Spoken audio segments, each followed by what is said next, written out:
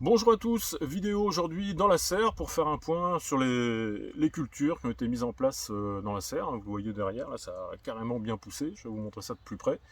Je vous ferai aussi une mise à jour de la timelapse de la serre, qui permet de voir en quelques secondes comment tout ça a poussé et ou a explosé.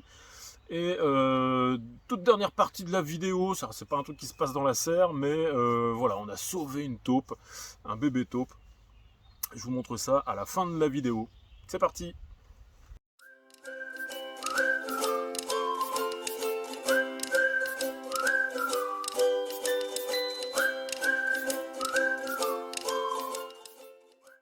Alors on démarre avec les tomates cerises. J'ai deux plants de tomates cerises. Alors ça sont des plants que j'ai achetés dans le commerce. C'est quoi? C'est de la cerise croquigny. C'est pas du plant greffé, c'est pas de l'hybride F1. Voilà, ça buissonne, mais ça buissonne gentiment, moi ça me va bien. J'avais déjà essayé il y a une année des plants greffés. Alors c'était énorme, hein, mais trop. Chaque buisson était devenu gigantesque, ça produisait énormément, mais presque trop. Un plan, c'était incroyable. Bon, et niveau tomate, on est encore loin d'en manger quand même, hein. Ça pousse, ça pousse, elles sont pas très actives pour le coup. Vous voyez les grappes les plus avancées, c'est ça, et les tomates. C'est ça, voilà, c'est tout petit. Bon, après, une fois que ce sera parti, hein, parce que du coup, des grappes, il y en a un peu partout. Alors, à suivre derrière, j'ai des pieds de melon, de concombre. Ça, ce sont des semis. Euh, Plan F1, Diego F1, je crois, que je viens juste de tailler et qui commencent du coup à refaire leur deuxième série de tiges. Bon, bah, ils vont grimper doucement, hein. Ils sont pas en place depuis très longtemps. Ceux-là, ça fait quoi? Ça fait une dizaine de jours. J'avais eu des soucis. Bah, je m'étais fait manger mes plants, pas par les limaces, hein, directement sur la planche de repiquage. Une petite limace qui passait par là, qui m'avait grignoté 2-3 plants, juste le bouton terminal, le meilleur. Mais alors, une fois que ça c'est mangé, bah, c'est cuit. Donc j'avais dû refaire d'autres semis, puis j'en ai refait encore d'autres derrière, ce qui fait que j'en ai encore à suivre. Là, je pourrais en mettre un troisième. Voilà, j'en ai encore un autre qui doit aller au milieu de tout ça, que je vais pouvoir mettre là, parce il est pas mal. Alors ensuite derrière j'ai des poivrons. Ça ce sont des plants. Alors c'est la première fois que je fais des poivrons. Donc voilà, ça c'est la découverte. Dans mon ancienne serre, je n'avais pas assez de place, ou en tout cas je mettais que des tomates. Elle était petite, donc c'était voilà. J'avais fait le choix de pas mettre d'autres choses que des tomates, ou très rarement j'ai essayé d'autres trucs, mais voilà, c'était majoritairement des tomates. Enfin, quoi qu'il en soit, poivron j'avais jamais fait, et donc là c'est un test. Alors c'est plutôt pas mal, hein. Je sais pas si je vais pouvoir vous montrer ça, mais voilà, ici j'ai des fleurs qui sont en train qui sont fanées déjà, on voit pas encore le poivron. J'ai d'autres fleurs derrière qui sont en pleine floraison. Enfin non, là elle commence à être passée. Enfin, il y a plein de boutons. Alors sur celui-là, top, hein, je suis content, là c'est vraiment nickel. Alors à suivre derrière, j'ai les aubergines, deux plants d'aubergines. Aubergine Piccola, pareil, ça c'est des plants achetés. Alors là, je suis un peu moins content parce que j'ai des feuilles jaunes un peu partout, ce que j'avais pas il y a quelques temps. Alors c'est pareil, je découvre, hein. Après, feuilles jaunes sur l'aubergine, a priori c'est soit trop d'eau, soit pas assez d'eau. Dans mon cas, je pense qu'on était plutôt sur du pas assez d'eau.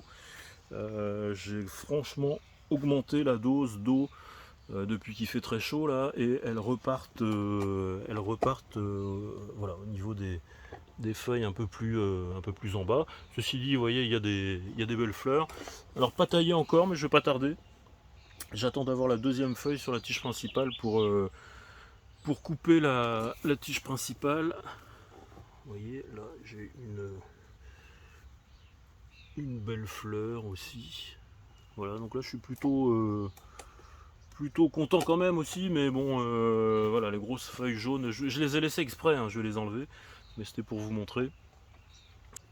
Ensuite on passe sur les tomates, qui représentent une bonne partie de la production de la serre, puisque des tomates j'en ai une trentaine de pieds. Alors pas, du coup j'ai pas une grosse diversité, parce que pour la même raison que les tomates cerises, j'ai eu un loupé dans mes semis. Normalement je mets, bon, je mets pas des variétés exceptionnelles, mais je mets de la marmande, je mets de la landine cornue, et puis des noirs de Crimée, alors diverses, parce qu'il y a plusieurs variétés, mais voilà, j'ai au moins ces trois espèces, plus de la cœur de bœuf.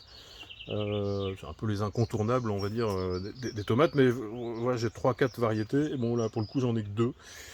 J'ai celle-ci là, c'est la Money Maker. C'est un drôle de nom pour une tomate, mais bon, c'est son nom. J'ai rarement eu des tomates aussi touffues. C'est énorme. Le pied de base est énorme. La tige, vous voyez, la tête est énorme. Pour la taille des gourmands, il faut faire très vite, il faut faire attention. J'en ai gardé un ici pour vous montrer. Alors, je ne sais pas si vous allez voir grand chose. Ce qui se passe en fait, c'est que le gourmand dépasse la tige principale. Alors moi, je n'ai pas l'habitude de voir ça, pourtant j'en ai fait quand même quelques variétés de tomates.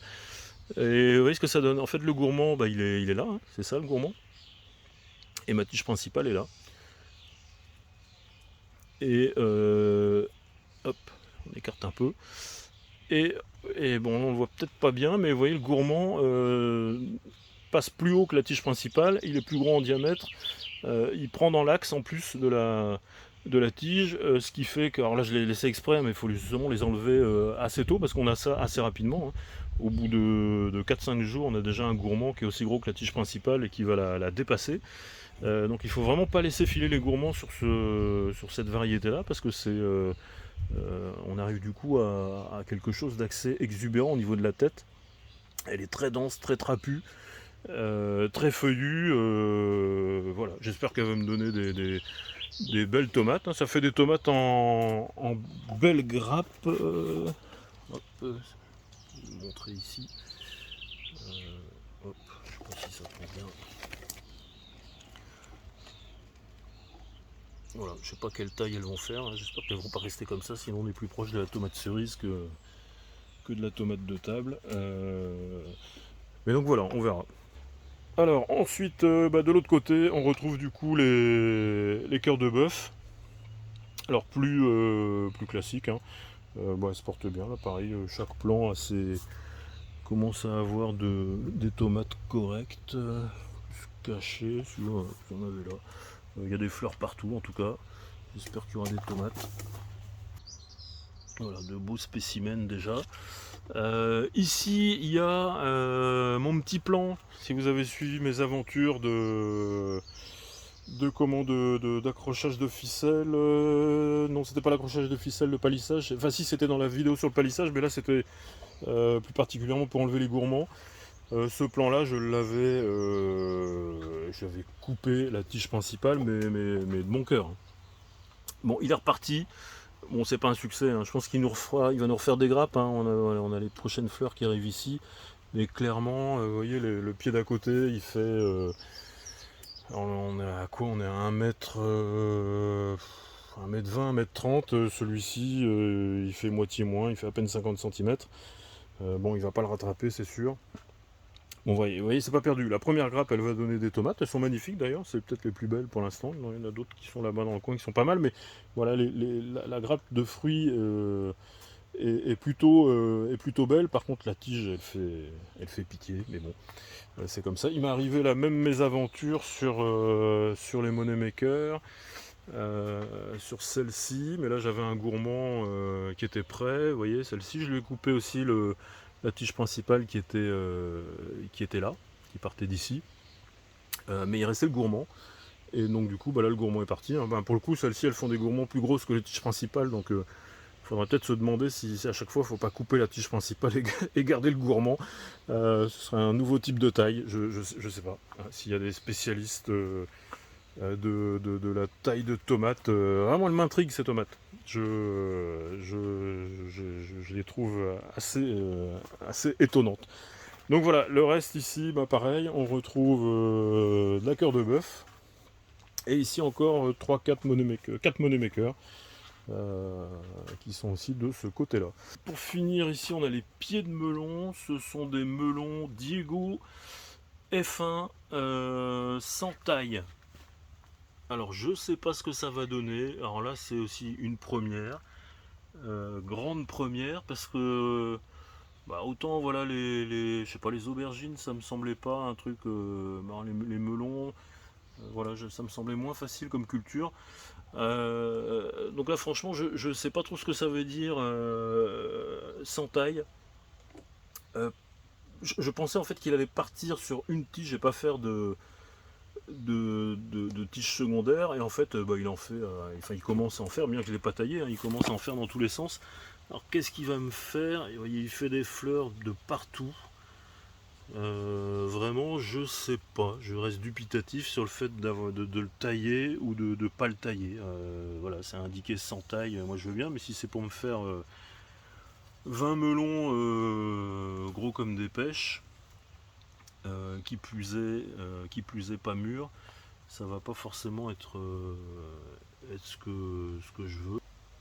On verra. Bon, peut-être qu'à un moment, en fait, quand j'aurai, je pense qu'arriver à raisonnablement ici, hein, dans mon coin, arriver à 4-5 melons, je pourrais commencer à lui ratiboiser un peu la tête et à le contenir, hein, pour pas le laisser partir complètement dans tous les sens, hein, ce serait la logique. C'est tout le problème des notices qui sont données sur les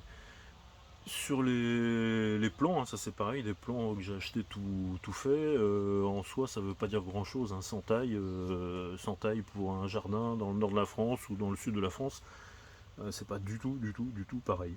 Extérieur, sous serre, voilà.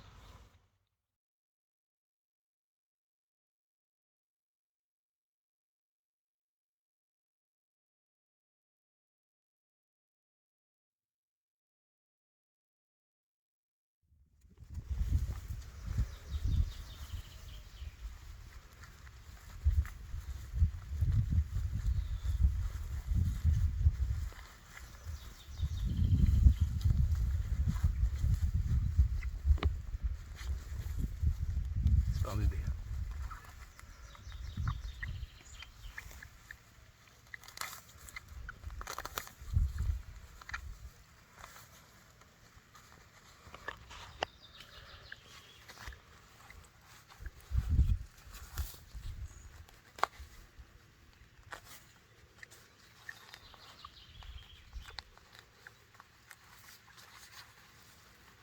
Ici c'est un bébé.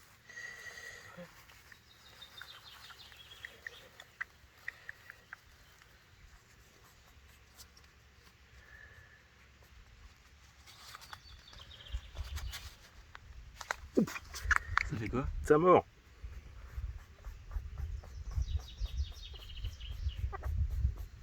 Ah, c'est moche. Tu veux la mettre où? Je vais aller la mettre dans le bois.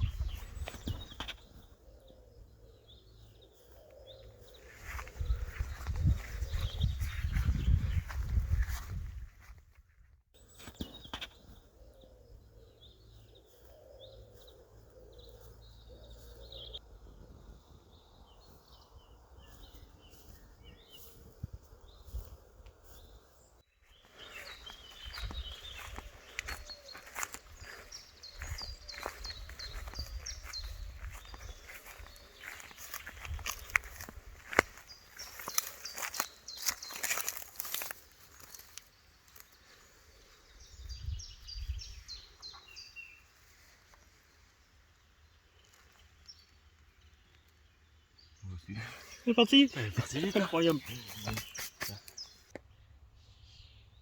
Voilà, fin de la vidéo. Vous voyez, je me suis mis à l'ombre de la haie. Là, il fait quand même meilleur. Dans la serre, c'est juste une fournaise.